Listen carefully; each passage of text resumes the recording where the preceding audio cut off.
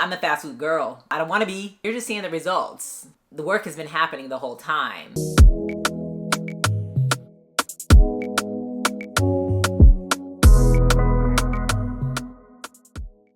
Welcome back to my channel, and if you're new here, welcome. The time has finally come to discuss my weight loss journey. Give you guys an update on everything that took place all 2024, what's going on now, and what I'm going to be doing moving forward. As you can tell, I lost a significant amount of weight, between 35 and 40 pounds. Now, before we get into this video, if you are new here, I provide nothing but free information throughout my YouTube channel. I have playlists on here. I show you everything I eat, so I have tons of what I eat in a day videos.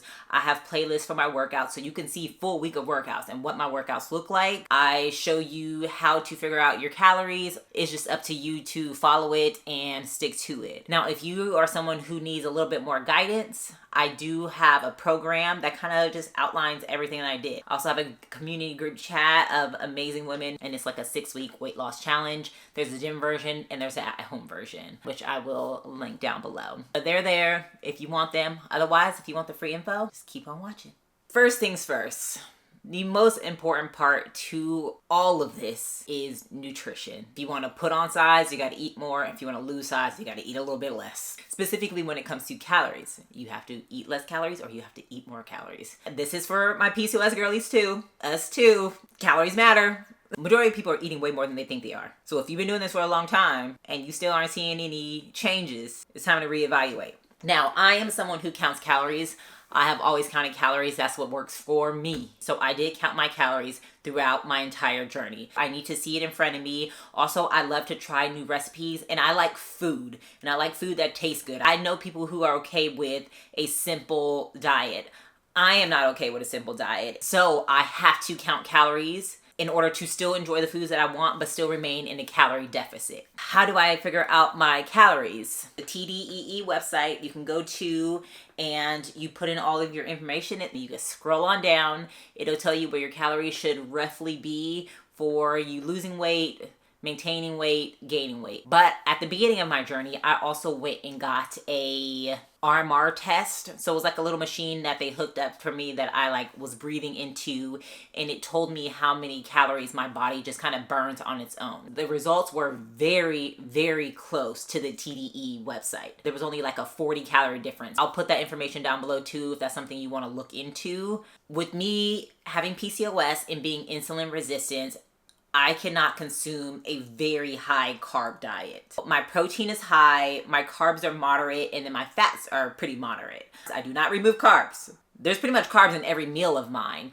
but I keep my carbs enough to where I'm satisfied, where I can have like rice, I can have oatmeal, I can have potatoes, not feel like I'm deprived of carbs, but I cannot eat a high carb diet. And then keeping my protein high because it was all about feeling full for myself. I needed to feel full because I'm someone who can eat a lot. The cravings are off the charts. And I did not restrict myself at any point. Losing 35 pounds, someone can absolutely lose that amount of weight in half the time that I did, okay? Throughout 2024, the weight loss wasn't just like this. It wasn't this at all.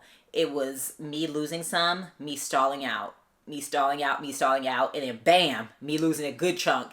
Me stalling out, put on a little bit. So it was not this the whole way. I had a few months throughout that time where nothing budged, where I had like a 1 pound weight loss month, and then next month I would have an 8 pound month. A lot of that came from me too. Me enjoying myself maybe a little bit more in 1 month than I did a previous month. But for my sanity, I needed that. Cooking from home was the most important part for me. If I wanted something, it was best for me to make it myself. Now, did I still eat a lot of fast food throughout the year? Yes, I did. I'm a fast food girl. I don't want to be. But I like it. Anything that's bad for you, I like it. I will never tell you I'm just like, oh, whole foods, natural. Now, is that better for you? Absolutely. Do my hormones love it? Yes. But I go through times where I just want in and out. And I did that throughout the year. I don't believe in cheat meals. That's just not my thing. That was something that would also trigger me in the past. It's like, eat clean. And then I would have a cheat meal and then completely binge the rest of the time. So I would have things just throughout the week. Here here and there, just small amounts of stuff. If you tell yourself that this needs to be removed from your diet or that you can't have it, guess what? You're gonna want it even more. There was another way that I looked at calories, and I think it's a good idea for you to look at calories. I never looked at calories as like really like a day by day thing. Of course, each day I try to stay in my deficit, but sometimes I would go week by week because we know what our menstrual cycle, as being women, our hormones, you'll have weeks where you feel like you can eat everything. And then you have other weeks where you're just not that hungry. Say my deficit was around 1,800 calories.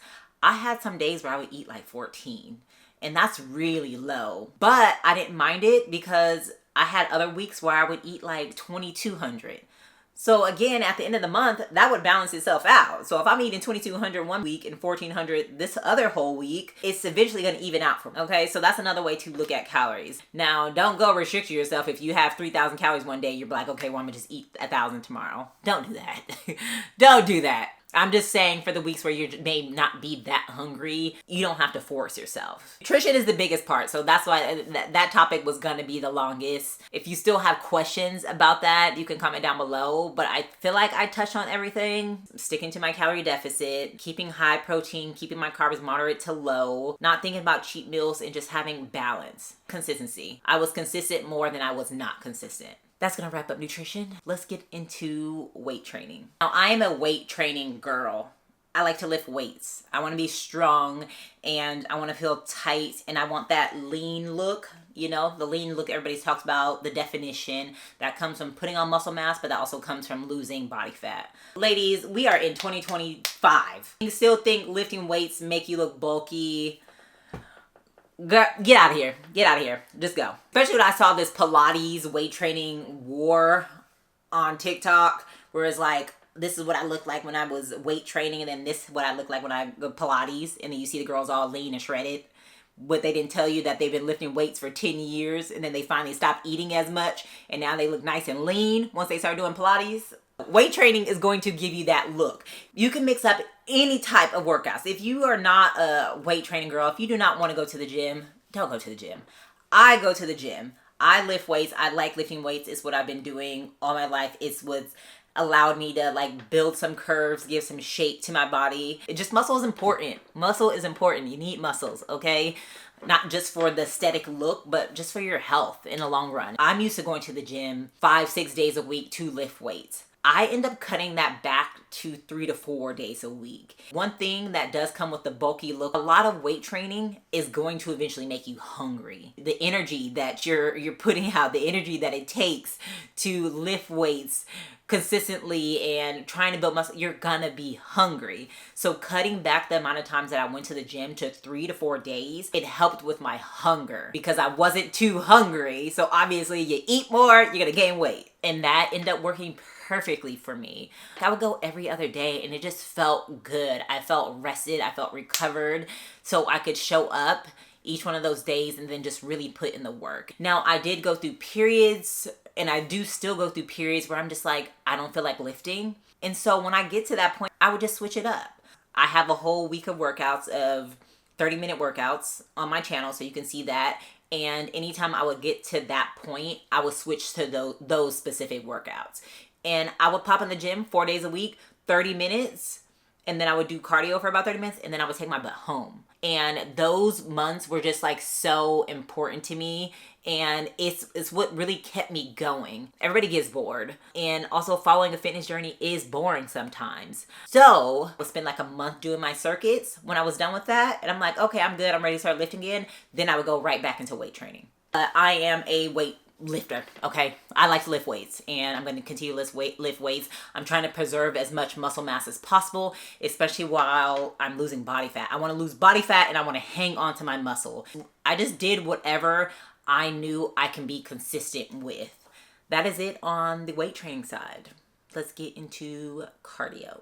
With PCOS, I'm all about the low intensity cardio. I try to reduce the amount of stress put on my body as much as possible. And weight training is stress on your body, and a lot of high intensity is stress on your body. So for the most part, I walked.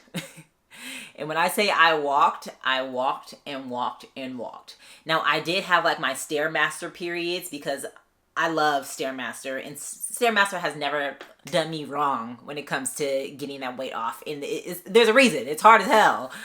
So I did have like weeks of doing Stairmaster for about 30 minutes. I never went over 30 minutes. And that's why I kind of always kept my cardio was around 30 minutes. Now I live in a walkable neighborhood, which I love. And so I just put music on and I just go and walk a few miles. That is what I was the most consistent with. Easy on your body. So much easier. For the most part, for anybody who's able-bodied, everybody can walk. You can walk anywhere. So that can be the neighborhood. I got a walking pad, obviously walking at the gym.